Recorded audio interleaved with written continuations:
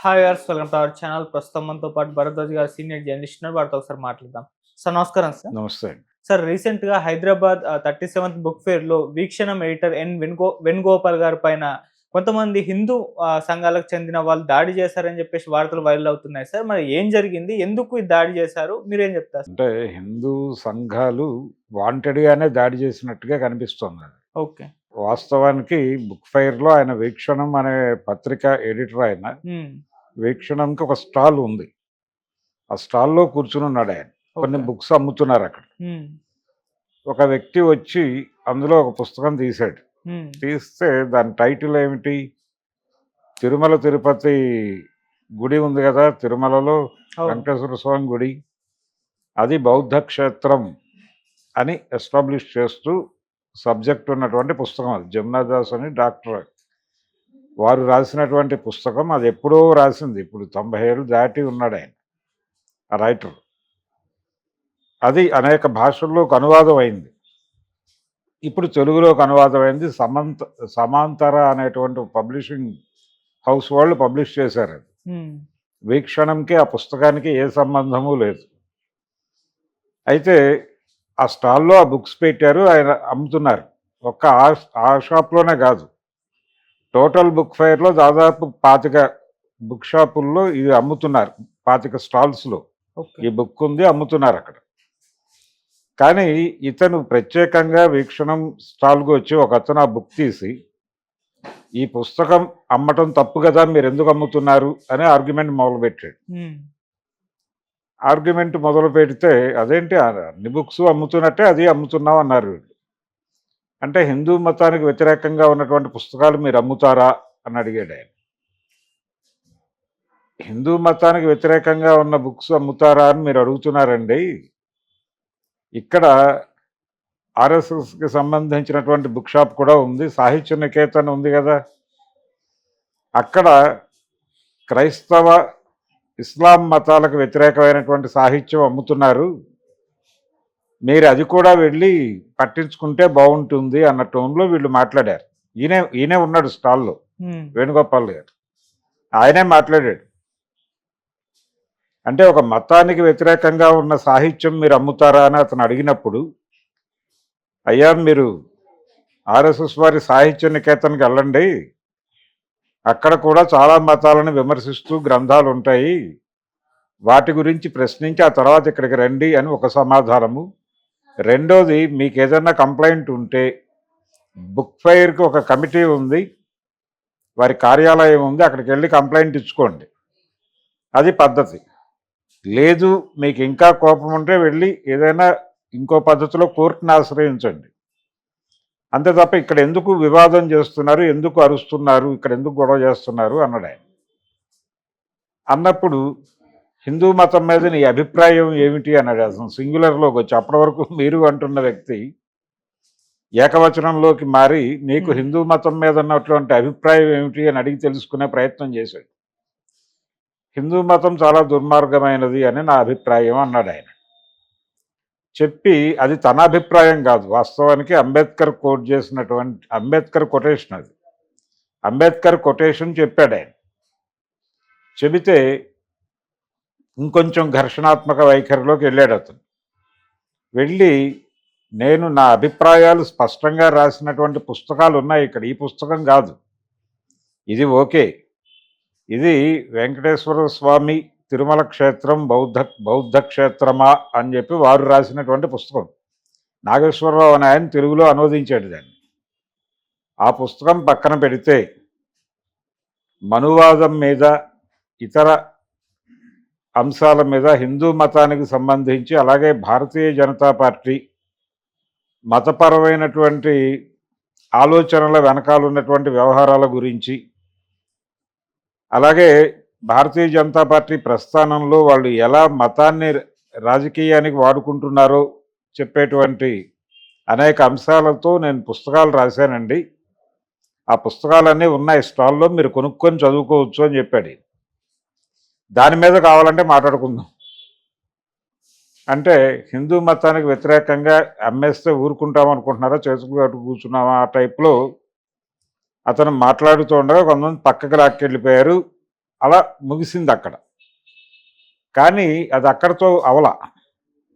అతను ఏం చేశాడంటే ఈ వివాదం మొత్తాన్ని షూట్ చేశాడు ఫోన్లో, వీడియో షూట్ చేసి ఈ హిందుత్వ సోషల్ మీడియా సర్కిల్స్లో దాన్ని పెట్టాడు.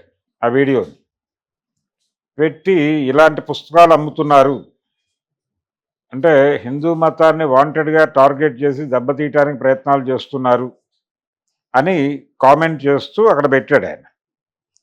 పెడితే ఇక దాని కింద వచ్చేస్తారు కదా అభిప్రాయ ప్రకటనలు చేయటానికి చాలామంది ట్రోలోగ్రవాదులు అనొచ్చు వీళ్ళని.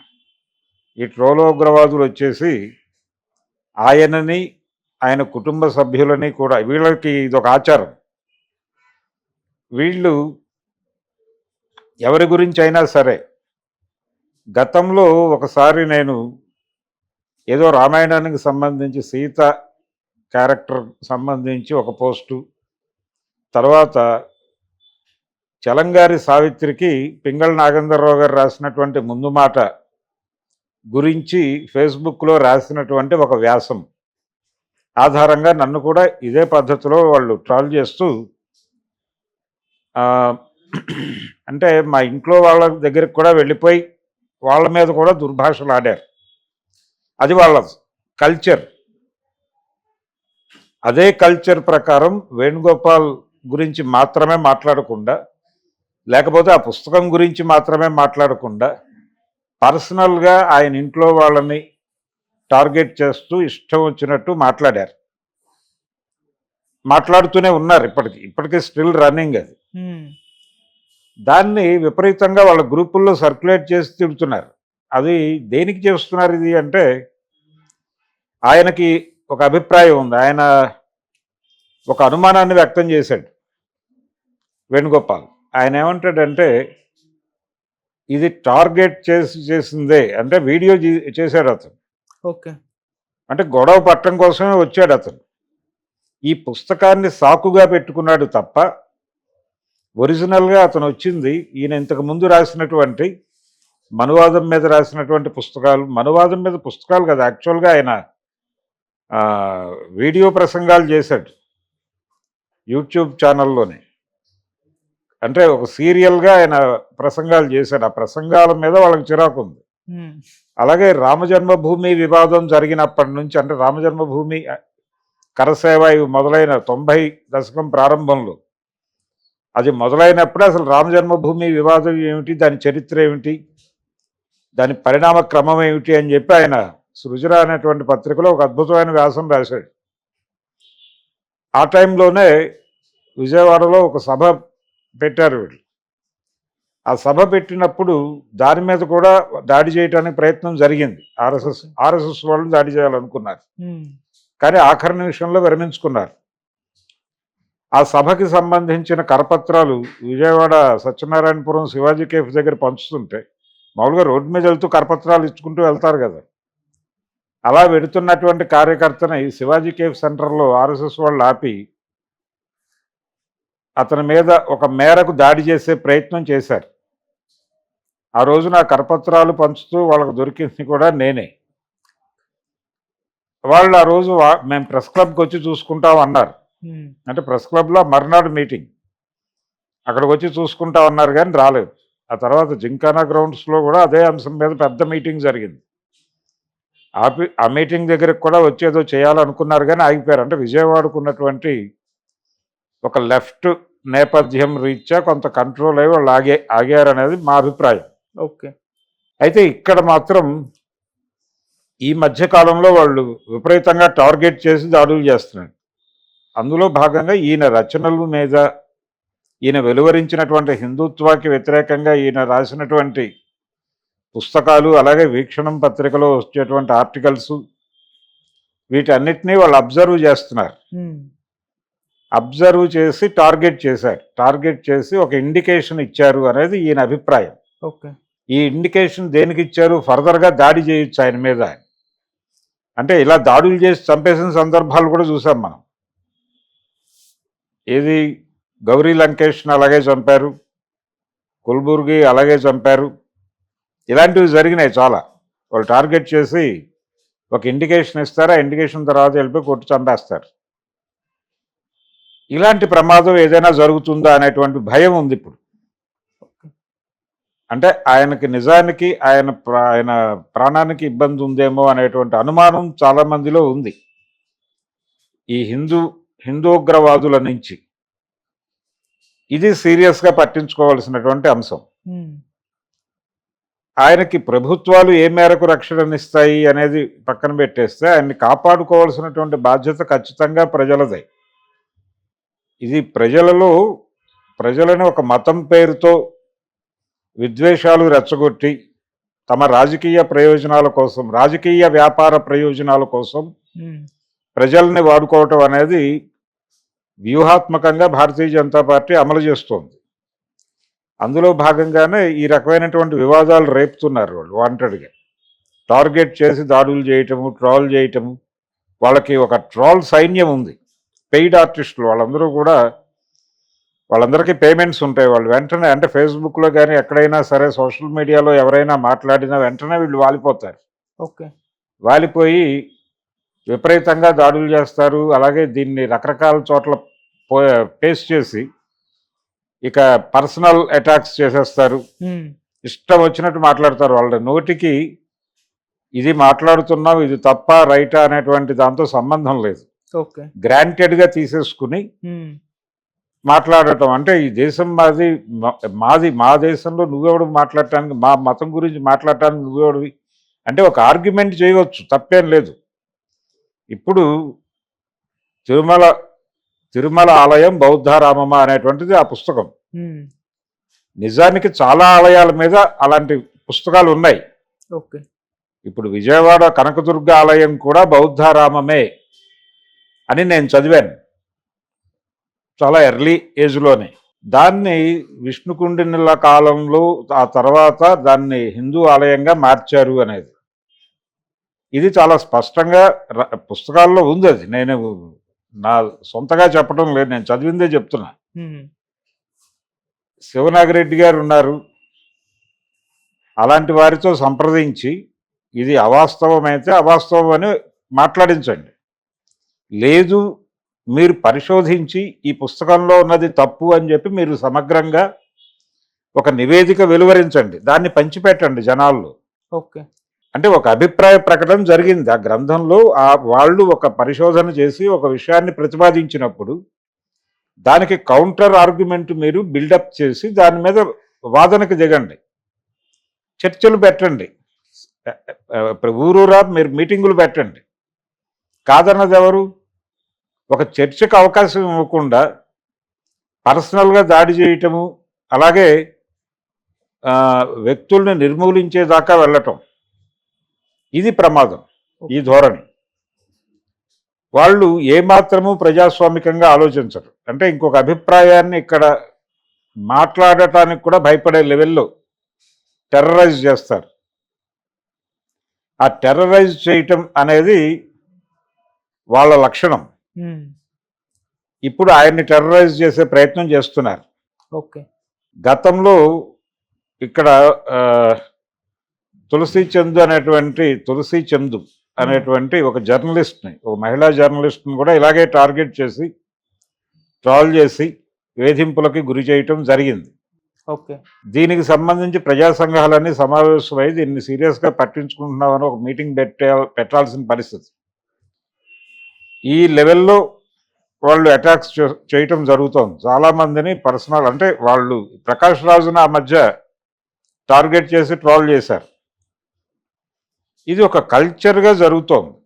మీకు వ్యతిరేకమైన అభిప్రాయాలు ఎవరైనా మాట్లాడితే అంటే మీకు వ్యతిరేకమని మీరు ఫీల్ అయిన అభిప్రాయాలు మార్కెట్లో ఎవరైనా మాట్లాడితే వాళ్ళని చంపేయటమే పద్ధతి అనుకుంటే ఎట్లా? ఈ దేశంలో ప్రజాస్వామ్యం ఎటుపోతోంది? ఇక్కడ ప్రజాస్వామ్యం భారతంలో ఉన్నామా లేకపోతే ఇంకెక్కడైనా ఉన్నామా అనేటువంటి భయం. అభిప్రాయాలు ప్రకటించాలంటే భయం, నోరు తెరవాలంటే భయం. ఈ భయాన్ని నరాన ఎక్కించడం కోసం విధ్వంసాన్ని సృష్టించడానికి ప్రయత్నం చేస్తున్నారు.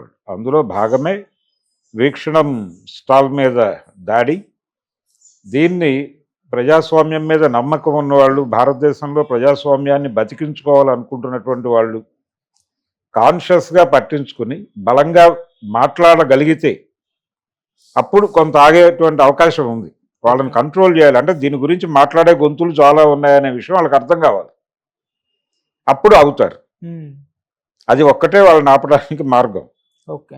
అంటే ప్రతి చోట సమావేశాలు పెట్టడం, అలాగే నిరసనలు తెలియజేయటం ఈ సంఘటనకి ఇది జరగాలి. ఇది జరిగితే ఆగుతారు. అనేక ఇప్పుడు విజయవాడలో మొగలరాజపురం గుహలు ఉన్నాయి. ఆ గృహల్లో ఒక సిద్ధార్థ కాలేజీ దగ్గరలో ఉన్నటువంటి గృహలో ఒక విగ్రహం ఇప్పుడు ఎవరిని లోపలికి వెళ్ళనివ్వట్లేదు, కానీ మా చిన్నప్పుడు లోపలికి వెళ్ళొచ్చేవాళ్ళం. ఓకే. ఏమీ ఉండేది కాదు అక్కడ. లోపల కొన్ని విగ్రహాలు ఉండేవి. అందులో ఒక మహిళ అటు తిరిగి కూర్చున్నటువంటి విగ్రహం ఒకటి ఉంటుంది. ఆవిడ కనకదుర్గ అని చెప్పి ఒక అభిప్రాయ ప్రకటన జరిగేది. కానీ బౌద్ధంలో కూడా ఆవిడని ఒక ప్రామినెంట్గా, అంటే ఒక బౌద్ధ దీనిలో భిక్షువులు ఉంటారు అనేది చాలామందికి తెలుసు, కానీ మహిళలు కూడా ఉంటారు దానిలో. అలాంటి ఒక మహిళ తాలూకా ఆవిడ్ని కొలిచేటువంటి పరిస్థితి ఉండొచ్చు.